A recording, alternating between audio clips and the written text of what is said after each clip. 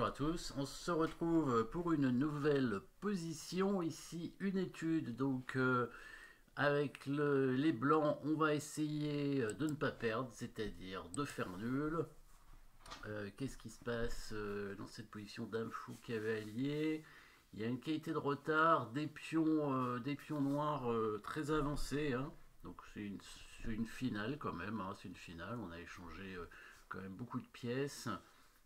Les blancs ont perdu quand même leurs deux tours et deux pièces mineures, donc oui, ça fait quand même beaucoup de points, ça fait 16 points de prix, et les noirs ont perdu une tour et trois pièces mineures, ce qui fait 9 et 5, 14, donc on est en finale, évidemment plus beaucoup de pions sur l'échiquier, bon, le final c'est le nombre de pièces, mais c'est vrai comme il y a très très peu de pions évidemment, ça fait que le jeu est vraiment très ouvert, donc ici le pion noir très proche de la promotion, mais le roi est bloqué quand même par sa tour pour l'instant. On voit des possibilités peut-être sur le roi noir, avec évidemment des coups forcés dans cette position, fou et dame qui peuvent faire échec. On a probablement intérêt à faire les coups forcés, donc souvent dans les études, le premier coup c'est un coup forcé. Après, c'est pas forcément un échec évidemment, mais ce sera généralement une menace quand même. Mais, alors ici, on a trois échecs intéressants avec les blancs, trois échecs tout simplement. Donc soit la dame, soit le fou. Dans les trois cas, c'est possible, on peut faire échec, il n'y a pas vraiment de souci. Si on fait échec avec le fou, le seul souci c'est qu'on va probablement perdre ce pion. Et si le fou revient pour donner échec, le pion ici pourra avancer pour parer l'échec et donc bloquer un petit peu le roi, le protéger. Et après, le pion noir en B2 sera proche de la promotion. En plus, on remarquera que quand ce pion avance, eh ben, les noirs font eux-mêmes échec, hein, avec leur dame. Donc probablement le coup de fou est pas bon. Alors, coup de dame, il y a deux échecs avec la dame, en E4 ou en H1. Donc il faudra choisir évidemment le bon, hein, toujours le bon coup bien sûr. Dame E4, ça permet Dame C2 ou Roi C1. Alors le problème effectivement c'est que si fait Roi C1 en fait, après si on fait échec avec la Dame en H1, il va couvrir en faisant lui-même échec, et ça c'est embêtant.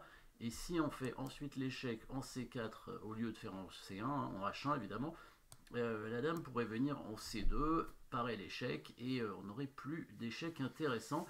Donc a priori, c'est quand même celui-ci, hein, qui est bon, hein, parce que sur dame E4, on aurait le coup roi C1, et là, les échecs semblent pas très bons. Donc dame H1, allez, dame H1, c'est qui va obliger le fou à couvrir l'échec, sinon je crois que le roi va se faire mater, hein. Si le roi commence à monter en C2, on va faire un petit échec ici en H7, il n'aura qu'une case, ce sera la case en C3, ensuite on va faire un échec avec la dame, il va devoir monter encore, on va encore faire un échec avec la dame, et là on aura au moins échec perpétuel, mais je pense qu'il y aura même un mat, donc il va être obligé un peu de protéger avec son fou comme ça.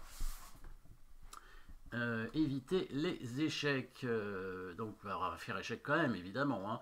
Alors, nouveau, échec du fou, échec de la dame, tout est possible.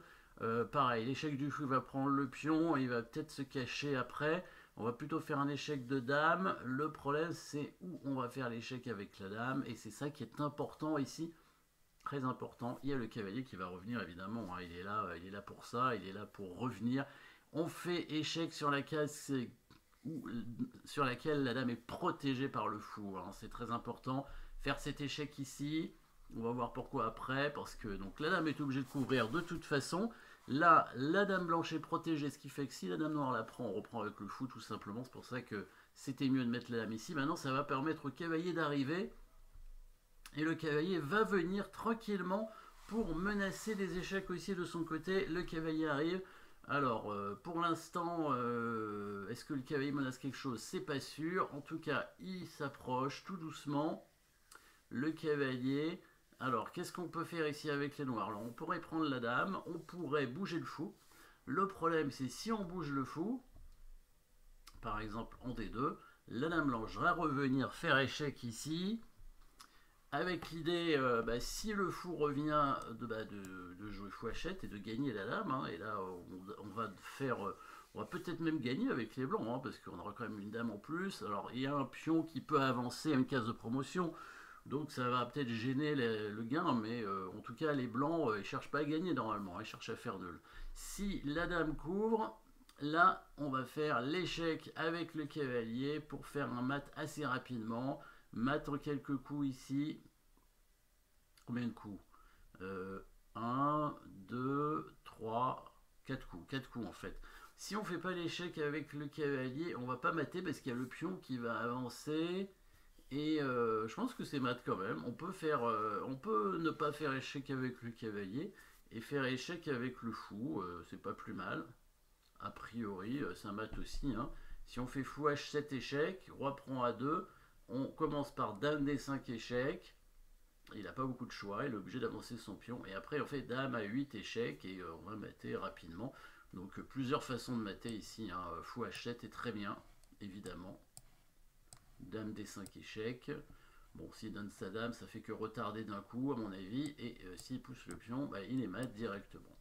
Voilà, l'autre possibilité, c'était de donner le cavalier ici pour rester dans le thème de la partie, mais on mate aussi. Hein. Dans tous les cas, le roi est bloqué. Donc ça veut dire que dame C1 était pas bon, hein, bien évidemment. Ça voulait dire que, surtout que fou D2 était pas bon. Et il n'y avait pas tellement d'autres coups pour les noirs. Hein. S'il prend le pion avec la tour, évidemment, on va prendre sa tour avec le fou. Et ensuite, on récupère la dame. Donc il a quel coup? C'est donner la dame, enfin c'est échanger les dames comme ça. Dans l'idée, si le fou prend la dame, maintenant on prend le pion ici. Et là, il n'y a plus grand chose. Hein. Si le fou revient, le pion avance. Le cavalier peut donner un échec, mais le roi s'enfuit. Et dernier échec ici. Et voilà. Et le pion va aller à dame. Et c'est comme ça que ici on trouve le coup intermédiaire qui va nous permettre de bloquer la position du roi noir. Vous pouvez le chercher évidemment. Et ensuite de faire une poursuite. Et oui, le thème de la poursuite, l'échec perpétuel qui va nous permettre de faire nul. Le cavalier qui se sacrifie ici en A3 pour forcer le pion à prendre. Donc le pion est dévié, hein, le pion comme ça ne pourra plus couvrir l'échec et va bloquer la case en A3. Maintenant, quand le fou prend la dame, le roi est obligé de prendre et le fou peut revenir d'un échec. Voilà, c'est le thème de la poursuite. On poursuit le roi. Donc ça fait un échec perpétuel, ça va faire 3 fois évidemment la même position, donc la partie va être nulle. Voilà, les blancs qui arrivent à faire nul grâce à cette petite pointe avec le cavalier ici qui se sacrifie. Donc déviation du pion pour éviter qu'il couvre l'échec et aussi blocage de la case. Voilà, petite étude tranquille avec quand même hein, des bons coups à trouver et beaucoup d'échecs, beaucoup de coups forcés et une petite poursuite à la fin. Merci d'avoir suivi cette position. N'oubliez pas de vous abonner. À très bientôt.